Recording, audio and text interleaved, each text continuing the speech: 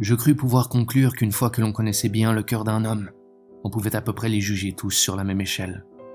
Cela était vrai dans un certain sens, mais bientôt je me détrompais, et une longue expérience m'a appris que ces replis sont innombrables, et qu'il y a toujours de nouvelles découvertes à y faire.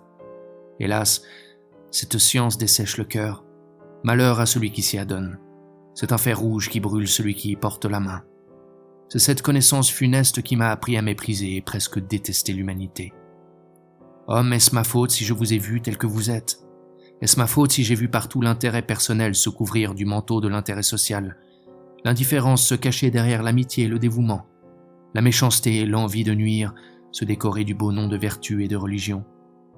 Tout enfant que j'étais, cette connaissance flétrit mon âme. Je me mis à penser que je serais bien à plaindre, bien malheureux, si un jour je venais à avoir besoin de ces hommes que je voyais si égoïstes, si insensibles à tout ce qui n'est pas eux. Je compris, moi qui aurais placé tout mon bonheur à aimer et être aimé, que je jouerais un rôle de dupe si je ne travaillais à étouffer de ma propre main ma sensibilité. Peut-être, sans cette envie délirante de fouiller dans le cœur humain pour y découvrir ce qui aurait toujours dû m'être caché, peut-être sais-je été heureux de mes illusions. Le bonheur n'est-il pas une illusion lui-même ? Existe-t-il en réalité ?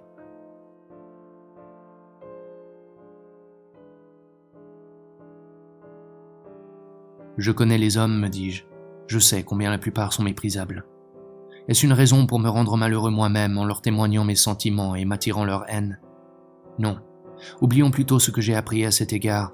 Ce n'est qu'une bienveillance mutuelle qui embellit les relations des hommes. Dissimulons plutôt et témoignons-leur la nôtre afin d'obtenir la leur. Nous ne serons francs ni les uns ni les autres, mais nous serons plus heureux que de nous regarder continuellement du mauvais côté. Laissons-nous vivre enfin.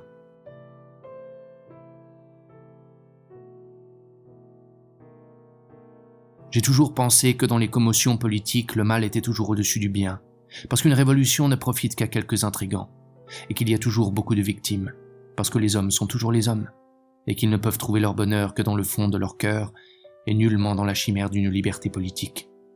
Il est beau certes le principe de la liberté et de l'égalité, mais prouvez-moi qu'elles ont régné un seul jour. Je dis un seul jour sur la terre, et je vous excuserai de courir après.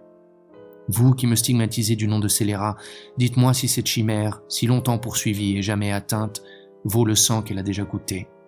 Et vous me dites de respecter la vie des hommes.